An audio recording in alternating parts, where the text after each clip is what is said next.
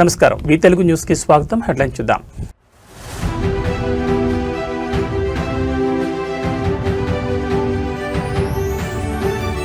నేడు ఢిల్లీకి ముఖ్యమంత్రి రేవంత్ పార్టీ అగ్రనేతలతో సీఎం సమావేశం.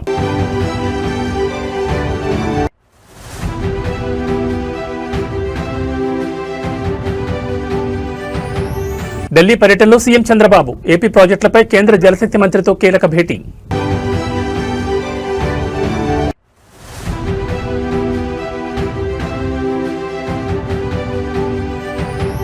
రేపీ తెలంగాణలో మున్సిపల్ ఎన్నికలు, 3,000 మంది పోలీసులతో ఎన్నికల బందోబస్తు.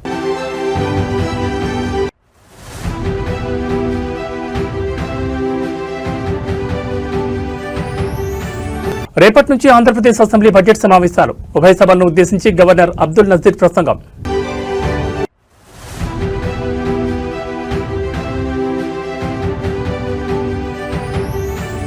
ఆక్రమణలపై హైడ్రా భారీ ఆపరేషన్, 700 కోట్ల ప్రభుత్వ భూమిని కాపాడిన హైడ్రా.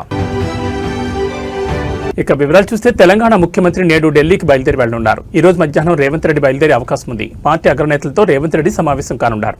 మున్సిపల్ ఎన్నికలపై ఆయన చర్చించనున్నారు. కొందరు నేతలు పార్టీ నిర్ణయానికి వ్యతిరేకంగా పనిచేయడానికి కూడా అధిష్టానం దృష్టికి తీసుకెళ్లే అవకాశం ఉంది. అలాగే మున్సిపల్ ఎన్నికలకు సంబంధించిన అప్డేట్ ను కూడా పెద్దలకు ఇవ్వనున్నారు. దీంతో పాటు తెలంగాణలో జరగనున్న మరో ఉప ఎన్నిక గురించి కూడా పార్టీ పెద్దలతో చర్చించే ఛాన్స్ ఉందని చెప్తున్నారు. అయితే ఢిల్లీ వెళ్లే ముందు నేడు మంత్రులు నేతలతో సీఎం రేవంత్ జూమ్ మీటింగ్ నిర్వహించి మున్సిపల్ ఎన్నికల పరిస్థితిపై ఆరా తీయనున్నారు.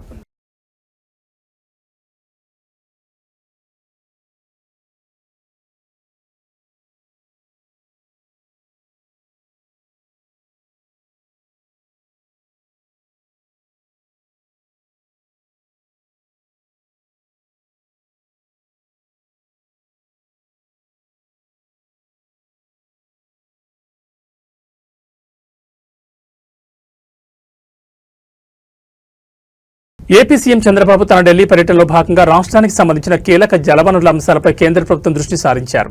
కేంద్ర జలశక్తి శాఖ మంత్రి సిఆర్ పాటిల్తో ఆయన సమావేశమై రాష్ట్రంలోని పలు సాగునీటి ప్రాజెక్టులకు అనుమతులు, ఆర్థిక సాయం అందించాలని విజ్ఞప్తి చేశారు. రాష్ట్ర ప్రయోజనాలు, రైతుల భవిష్యత్, త్రాగునీటి భద్రతకు ఈ ప్రాజెక్టులు ఎంతో ముఖ్యమని ఆయన కేంద్ర మంత్రికి సవివరంగా తెలియజేశారు.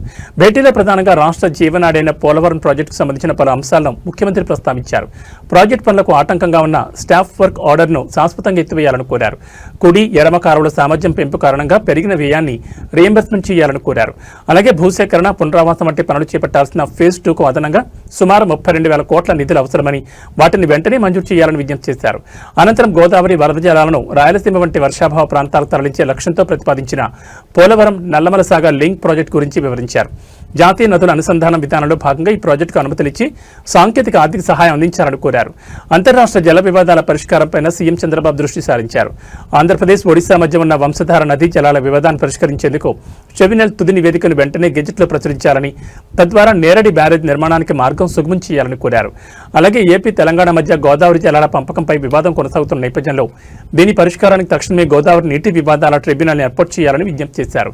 ఎగువ కృష్ణాపై కర్ణాటక ప్రభుత్వం చేపట్టిన ఆల్మట్టి డ్యాం ఎత్తు పెంపు ప్రతిపాదనపై ఏపీ అభ్యంతరాలను బలంగా వినిపించారు. డ్యాం ఎత్తు పెంచితే దిగువన ఉన్న ఏపీకి నీటి ప్రవాహంపై తీవ్ర ప్రభావం పడుతుందని ఆందోళన వ్యక్తం చేశారు. రేపు తెలంగాణలో మున్సిపల్ ఎన్నికల పోలింగ్ జరగనుంది. మొత్తం 12,993 మంది అభ్యర్థులు ఎన్నికల బరిలో ఉన్నారు. 7 మున్సిపల్ కార్పొరేషన్లలో 414 వార్డులకు రేపు ఎన్నికలు జరగనున్నాయి. 116 మున్సిపాలిటీల్లో 2,582 వార్డుల్లో ఎన్నిక రేపు జరగనుంది. మొత్తం 7 కార్పొరేషన్లు, 116 మున్సిపాలిటీల్లో ఎన్నికల నిర్వహణ కోసం నేడు పోలింగ్ కేంద్రాలకు బ్యాలెట్ బాక్సులు తరలించనున్నారు. రాష్ట్రంలో ఒకే విడత ఈ ఎన్నికలు నిర్వహించనున్నారు. మొత్తం 52.43 లక్షల మంది ఓటర్లు తమ ఓటు హక్కును వినియోగించుకోనున్నారు. రేపటి పోలింగ్ సంబంధించి రాష్ట్ర వ్యాప్తంగా మొత్తం 8,203 పోలింగ్ కేంద్రాలు ఏర్పాటు చేశారు. అన్ని పోలింగ్ కేంద్రాల్లో వెబ్ కాస్టింగ్ ఏర్పాటు చేయాలని రాష్ట్ర ఎన్నికల కమిషన్ అధికారులను ఆదేశించింది.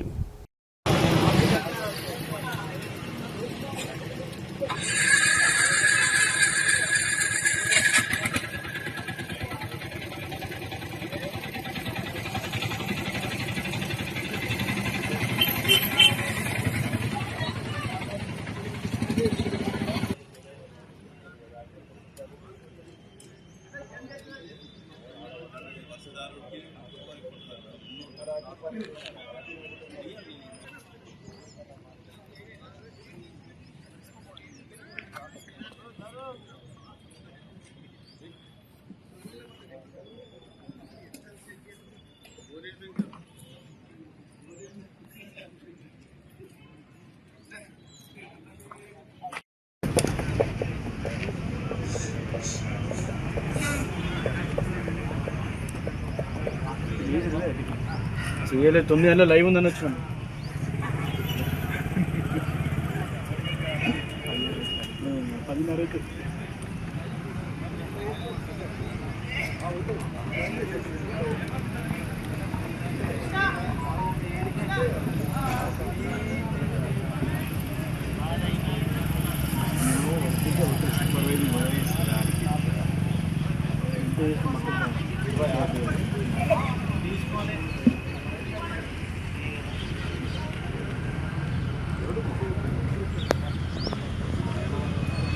రేపటి నుంచి ఆంధ్రప్రదేశ్ అసెంబ్లీ బడ్జెట్ సమావేశాలు జరగనున్నాయి. రేపు ఉదయం 10 గంటలకు బడ్జెట్ సమావేశాలు ప్రారంభం కానున్నాయి. ఉభయ సభలను ఉద్దేశించి గవర్నర్ అబ్దుల్ నజీర్ ప్రసంగించనున్నారు. బడ్జెట్ సమావేశాలు ఎన్ని రోజులు నిర్వహించాలన్న దానిపై తర్వాత జరిగే బీఎస్సీ సమావేశంలో చర్చించి నిర్ణయం తీసుకోనున్నారు. ఈసారి భారీగా బడ్జెట్ను శాసనసభలో ప్రవేశపెట్టేందుకు అధికారులు ఇప్పటికే కసరత్తులు ప్రారంభించారు. ఈ సమావేశాల్లోనే వ్యవసాయ శాఖ బడ్జెట్ను కూడా సభలో ప్రవేశపెట్టనున్నారు. సభకు సంబంధించిన ఏర్పాట్లను శాసనసభ స్పీకర్ అయ్యన్న పాత్రుడు, శాసనమండలి చైర్మన్ మోషేన్ రాజులు సమీక్ష జరిపారు. అసెంబ్లీ సమావేశాల సందర్భంగా భారీ పోలీస్ బందోబస్తు ఏర్పాటు చేశారు. ఎలాంటి ఆందోళనలకు నిరసనలకు అనుమతి లేదని తెలిపారు.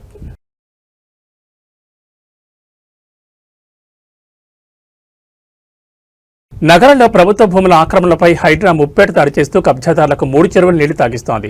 తాజాగా కొండాపూర్, మదీనాగూడ పరిధిలో కబ్జా గురైన సుమారు 700 కోట్ల విలువైన ప్రభుత్వ భూమిని అధికారులు స్వాధీనం చేసుకున్నారు. శేర్లింగంపల్లి మున్సిపల్ కార్యాలయం నుంచి మదీనాగూడ వెళ్లే మార్గంలో ఉన్న జంగమునికుంట అనే స్థానిక కుంట భూమిపై కబ్జాదారుల కన్నుపడింది. సుమారు 4 ఎకరాల విస్తీర్ణంలో ఉన్న ఈ కుంటను అక్రమార్కులు మట్టితో పూడ్చివేసి ఏకంగా చదును చేశారు. అనంతరం అదే భూమిని ఫ్లాట్లుగా విభజించి విక్రయించడానికి అన్ని ఏర్పాట్లు పూర్తి చేశారు. ఈ అక్రమ కబ్జాపై స్థానికుల నుంచి పెద్ద ఎత్తున ఫిర్యాదులు రావడంతో హైడ్రా అధికారులు రంగంలోకి దిగారు. క్షేత్రస్థాయిలో విచారణ చేపట్టిన అధికారులు అది ప్రభుత్వ కుంట భూమి అని నిర్ధారించుకున్నారు. వెంటనే ఆపరేషన్ చేపట్టి ఆక్రమణను తొలగించి కుంట చుట్టూ రక్షణగా ఫెన్సింగ్ ఏర్పాటు చేశారు. అనంతరం కబ్జాదారులపై రెవెన్యూ అధికారులు పోలీసులకు ఫిర్యాదు చేయగా క్రిమినల్ కేసులు నమోదు చేసి దర్యాప్తును వేగవంతం చేశారు.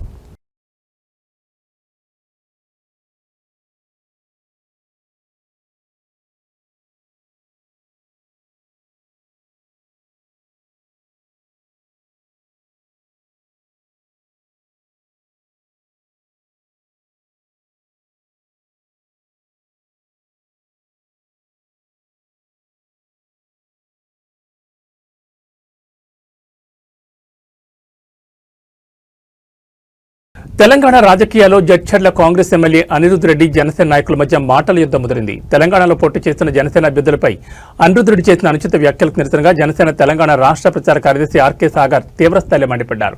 ఈ మేరకు ఇవాళ ఆయన ఒక వీడియోను విడుదల చేశారు. ఈ సందర్భంగా సాగర్ మాట్లాడుతూ ఇటలీలో పుట్టిన సోనియా గాంధీ నాయకత్వంలో పనిచేస్తున్న మీకు తెలంగాణ బిడ్డలను ప్రశ్నించే నైతిక హక్కు ఎక్కడిది అని ఘాటుగా ప్రశ్నించారు. తెలంగాణ మట్టిలో పుట్టి ఇక్కడి ప్రజల కోసం పోటీ చేస్తున్న జనసేన అభ్యర్థుల గురించి మాట్లాడేటప్పుడు మతిస్థిమితం ఉండాలని హితో పలికారు. జనసేన అధినేత పవన్ కళ్యాణ్ వ్యక్తిత్వం, రాజకీయ పోరాటం గురించి మాట్లాడే స్థాయి అనిరుద్ రెడ్డికి లేదని సాగర్ స్పష్టం చేశారు. అసలు అనిరుద్ రెడ్డి ఎమ్మెల్యేగా ఎలా గెలిచారో నియోజకవర్గ ప్రజలకే అర్థం కావడం లేదన్నారు. ప్రజల కష్టం వస్తే ఆదుకునే గుణం పవన్ కళ్యాణ్ దని కామెంట్ చేశారు.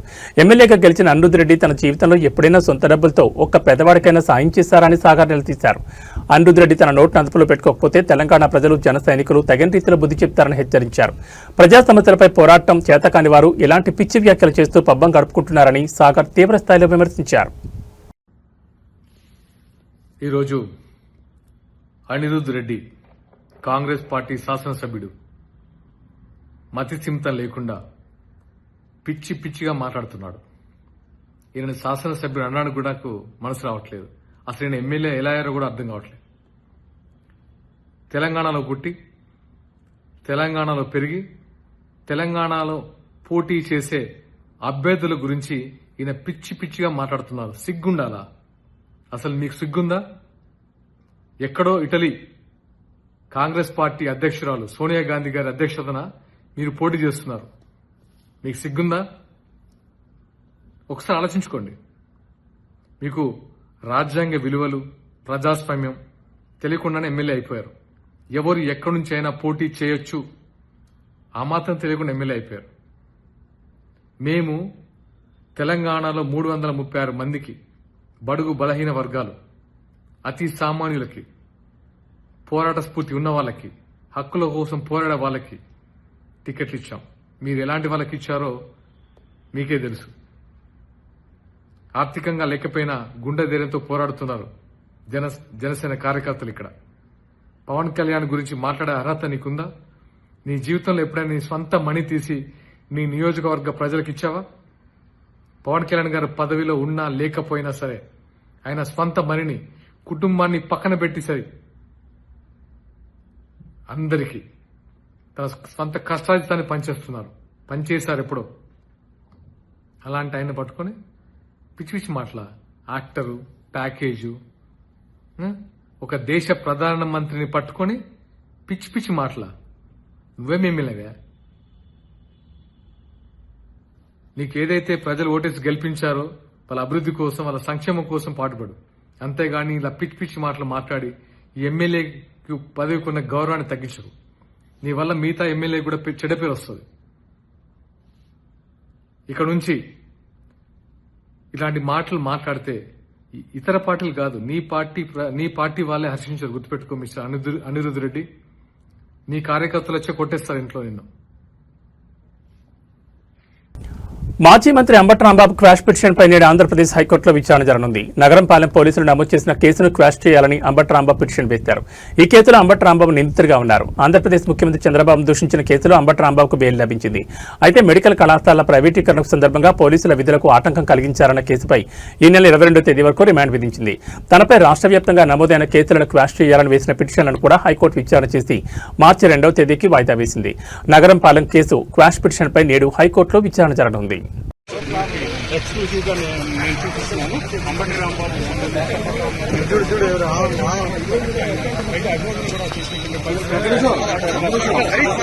ఆయన అక్కడి నుంచి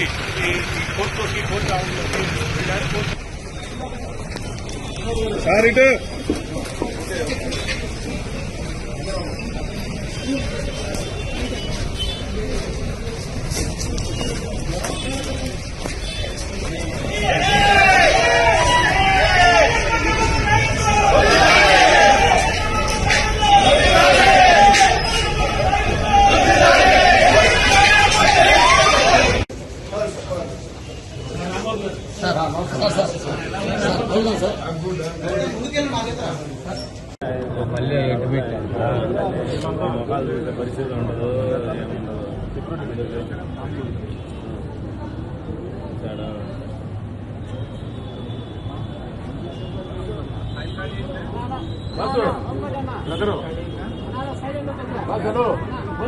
మీరు కొంచెం అర్థం మాకు సైడ్ ఇవ్వండి.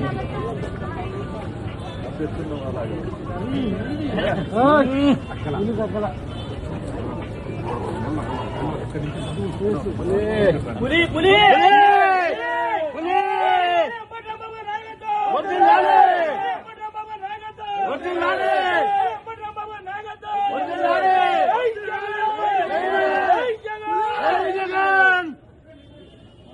జంట హత్యల కేసులో అభియోగాలు ఎదుర్కొంటున్న వైసీపీ నేత మాచర్ల మాజీ ఎమ్మెల్యే పిన్నెల్లి రామకృష్ణారెడ్డితో పాటు ఆయన సోదరుడు పిన్నెల్లి వెంకట్రామరెడ్డికి గురజాల కోర్టులో పోరాట లభించింది. వారు దాఖలు చేసిన బెయిల్ పిటిషన్ను న్యాయస్థానం తిరస్కరించింది. పల్నాడు జిల్లా వెల్దుర్తి మండలం గొండ్లపాడు గ్రామంలో గత ఏడాది మే 24న టీడీపీ నేతలు జీవిశెట్టి వెంకటేశ్వర్లు, జీవిశెట్టి కోటేశ్వరరావుల జంట హత్యల కేసులో పిన్నెల్లి రామకృష్ణారెడ్డి, వెంకట్రామరెడ్డి, వెంకటరెడ్డి నిందితులుగా ఉన్నారు. ఈ కేసులో పిన్నెల్లి వెంకటరెడ్డి గత ఏడాది డిసెంబర్ 1న, రామకృష్ణారెడ్డి, వెంకట్రామరెడ్డి డిసెంబర్ 11న మాచర్ల జూనియర్ సివిల్ జడ్జి కోర్టులో లొంగిపోయారు. అప్పటి నుంచి వీరు జైల్లో రిమాండ్ ఖైదీలుగా ఉన్నారు. వీరు బెయిల్ కోసం దాఖలు చేసిన పిటిషన్పై నిన్న గురజాల్లోని 10వ అదనపు జిల్లా న్యాయస్థానంలో వాదనలు జరిగాయి. వాదనల అనంతరం న్యాయాధికారి జి ప్రియదర్శిని బెయిల్ పిటిషన్ కొట్టేస్తూ ఉత్తర్వులు ఇచ్చారు.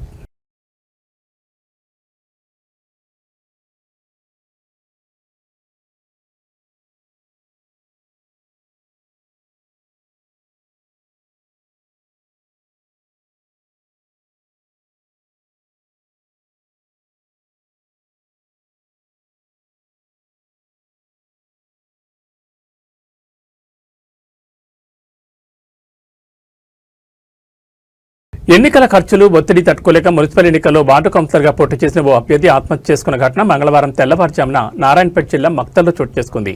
ఇందుకు సంబంధించి స్థానికులు తెలిపిన వివరాల ప్రకారం మక్తల్ మున్సిపాలిటీ 6వ వార్డు ఎస్టీలకు రిజర్వ్ కావడంతో ప్రధాన పార్టీలు ముగ్గురు సొంత అన్నదమ్ములనే రంగంలోకి దించాయి. ఇందులో భారతీయ జనతా పార్టీ నుండి మహాదేవ్, కాంగ్రెస్ నుంచి అతడి అన్న పోటీలో ఉండగా బీఆర్ఎస్ నుంచి పోటీ చేసిన వారి తమ్ముడు నామినేషన్ ఉపసంహరణ రోజున పోటీ నుంచి తప్పుకున్నాడు. పోటీలో ఉన్న ఇద్దరు అన్నదమ్ములు ముమ్మరంగా ప్రచారం నిర్వహించారు.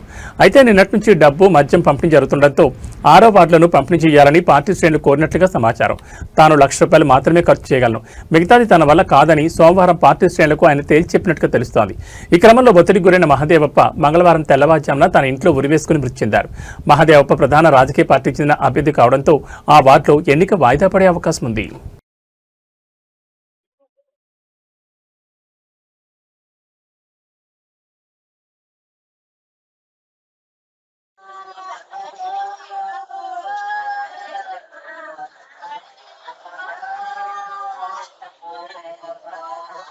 ఉందమ్మా, నేను కూడా గెలుస్తాను, నాకు ధైర్యం ఉంది గెలిచటంతా.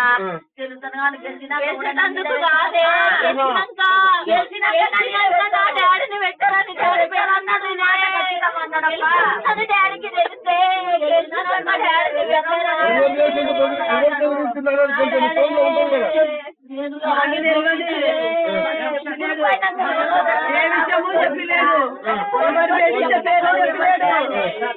భయం అవుతుందని పెట్టాను.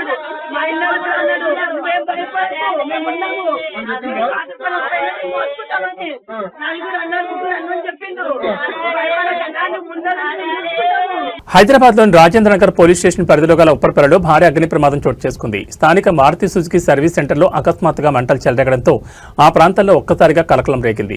దట్టమైన పొగలు అలముకోవడంతో స్థానికులు భయాందోళనకు గురయ్యారు. ప్రమాదం జరిగిన వెంటనే అప్రమత్తమైన స్థానికులు అగ్నిమాపక సిబ్బందికి సమాచారం అందించారు. ఘటనా స్థలానికి చేరుకున్న ఫైర్ ఇంజన్లు శ్రమించి మంటలను అదుపులోకి తీసుకొచ్చాయి. సకాలంలో స్పందించడంతో మంటలు పక్కనే ఉన్న ఇతర భవనాలకు వ్యాపించకుండా అంటుకోగలిగారు. ఈ ప్రమాదంలో పలు కార్లు పూర్తిగా దగ్ధమయ్యాయి. ఈ ఘటనపై కాలనీ వాసులు తీవ్ర నిరసన వ్యక్తం చేస్తున్నారు. సర్వీసింగ్ సెంటర్ నిర్వాహకుల నిర్లక్ష్యం వల్లే ఈ ప్రమాదం జరిగిందని వారు ఆరోపిస్తున్నారు.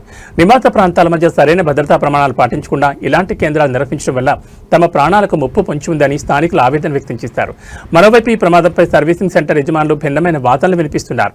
ఇది ప్రమాదవశాత్తు జరిగింది కాదని, ఎవరో కావాలనే తమ సెంటర్కు నిప్పంటించారని వారు అనుమానం వ్యక్తం చేస్తున్నారు. తమ వ్యాపారాన్ని దెబ్బతీసేందుకే ఈ దుశ్చర్యకు పాల్పడి ఉండొచ్చని వారు పోలీసులకు ఫిర్యాదు చేశారు.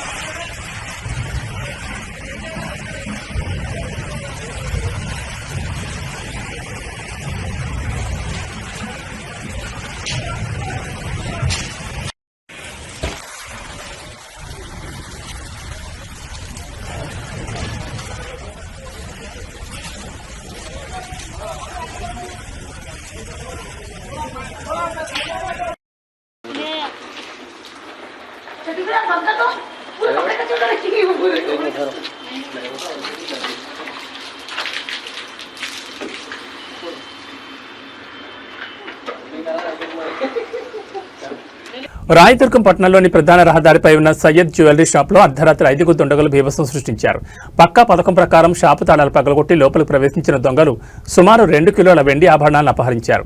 అయితే దుండగులు ఎంత ప్రయత్నించినప్పటికీ బంగారు ఆభరణాల లాకర్ తెరుచుకోకపోవడంతో పెను ప్రమాదం తప్పింది. షాప్లోని సీసీ కెమెరాలో దొంగతనానికి సంబంధించిన దృశ్యాలు రికార్డ్ అయ్యాయి. పోలీసులు కేసు నమోదు చేసుకుని నిందితుల కోసం గాలిస్తున్నారు.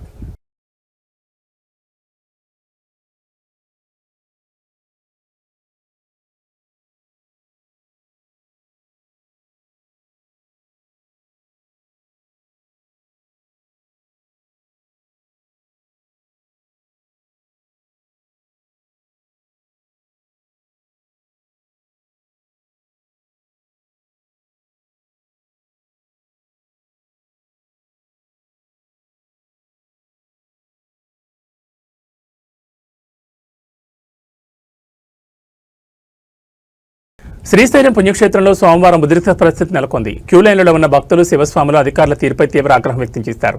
ఉదయం 5 గంటల నుంచి క్యూలైన్లలో వేచి ఉన్న దర్శనం జరగకపోవడంపై శివస్వాములు అధికారులపై మండిపడ్డారు. దర్శనం కోసం క్యూలైన్లు, కంపార్ట్మెంట్లలో వేచి ఉన్న భక్తులు కళ్లు తిరిగి పడిపోతున్నారని శివస్వాములు ఆందోళన వ్యక్తం చేశారు. అధికారుల తీరుకు నిరసనగా శివస్వాములు క్యూలైన్ గేట్లెక్కి బయటకు వచ్చి ఆగ్రహం వ్యక్తం చేశారు. శివభక్తుల రద్దీని కంట్రోల్ చేయడానికి ఏఎస్పీ యుగంధర్ బాబు, జిల్లా ఎస్పీ సునీల్ షేరాన్ ప్రయత్నించినప్పటికీ పరిస్థితి అదుపులోకి తీసుకొచ్చే ప్రయత్నం చేశారు. దీంతో ఏఎస్పీ యుగంధర్ బాబు లాఠీతో బెదిరిస్తూ శివదీక్ష భక్తులను చెదరగొట్టి కంట్రోల్లోకి తెచ్చారు.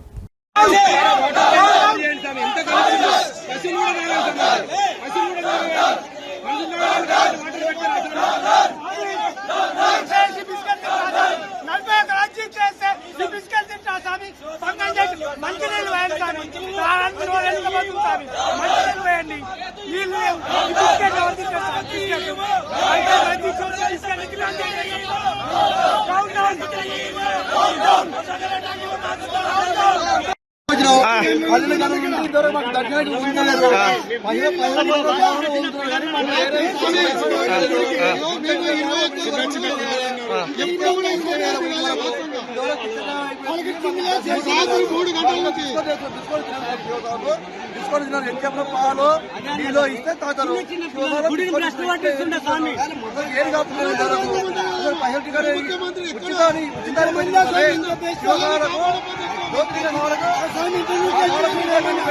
అది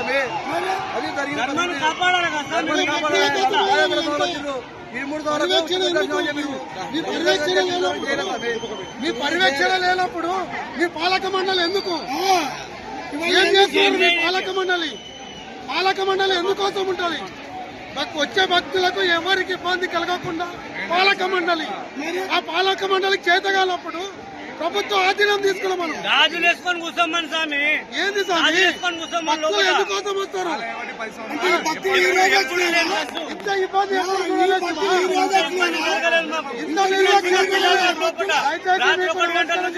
పాలక మండలికి నమస్కారం చేస్తాం. తిరుమల శ్రీవారిని ఈ రోజు ఉదయం సుప్రభాత సేవలో హీరో విశ్వక్షేణ్ దర్శించుకున్నారు. దర్శనానంతరం రంగనాయకుల మండపంలో వేద పండితుల ఆశీర్వాదం అందించగా టీటీడీ అధికారులు తీర్థప్రసాదాలు అందించారు. ఆలయం వెలుపల హీరోతో ఫోటోలు దిగడానికి అభిమానులు పోటెత్తారు.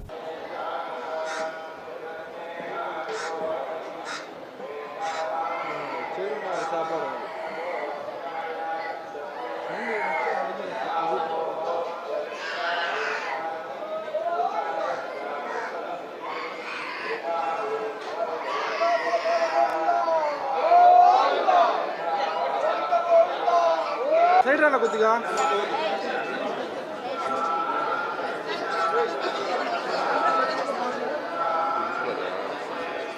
సార్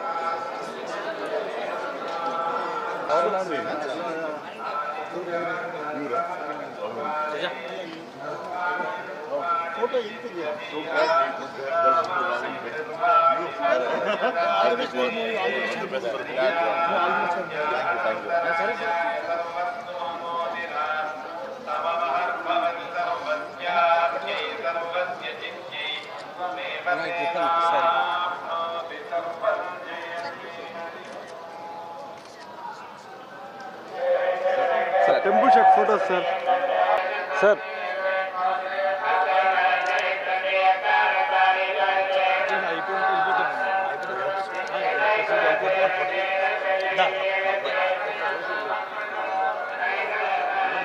ఫోన్ తీసుకున్నా ఫోన్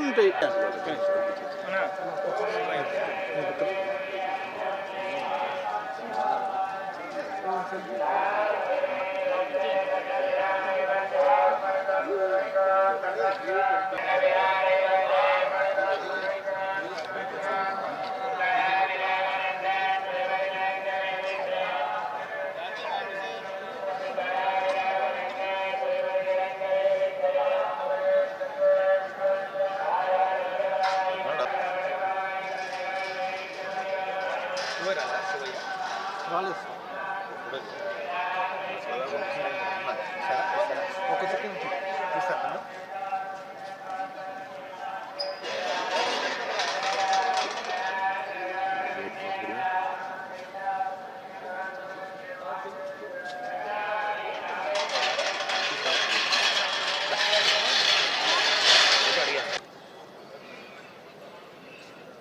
వచ్చిన కారు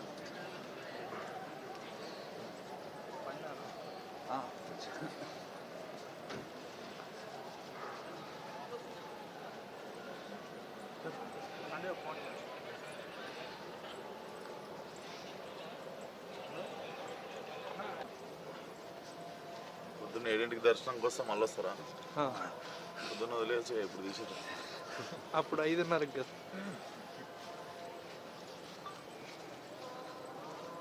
సేమ్ డ్రెస్ వేసుకొస్తా మళ్ళీ అంటే అప్పుడు మేము ఉన్నాం, ఇంకోరు ఉంటారు. ఇంకా ఫుల్గా ఉంటుంది సార్ వాళ్ళు పొద్దున్న మళ్ళీ దర్శనం సార్ దగ్గర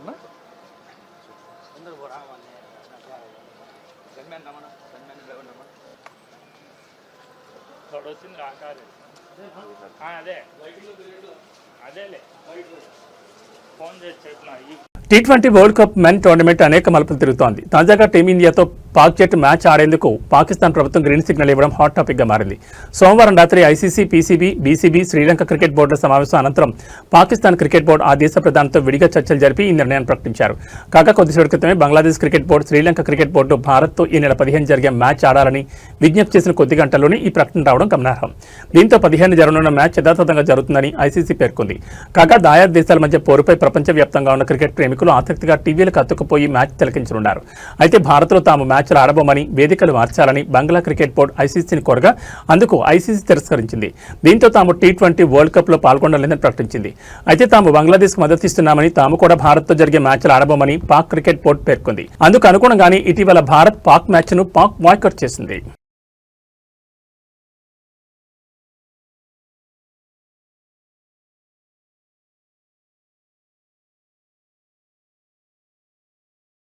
ఇక బులెటిన్ ముగించే ముందు హెడ్లైన్స్ మరోసారి.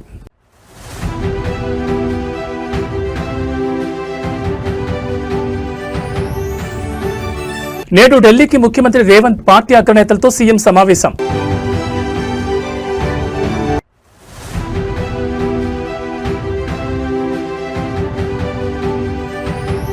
ఢిల్లీ పర్యటనలో సీఎం చంద్రబాబు ఏపీ ప్రాజెక్టులపై కేంద్ర జలశక్తి మంత్రితో కీలక భేటీ.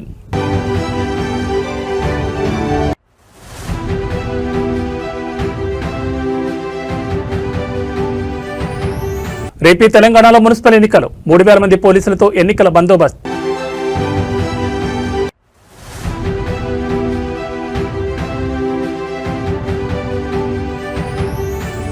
రేపటి నుంచి ఆంధ్రప్రదేశ్ అసెంబ్లీ బడ్జెట్ సమావేశాలు, ఉభయ సభలను ఉద్దేశించి గవర్నర్ అబ్దుల్ నజీర్ ప్రసంగం.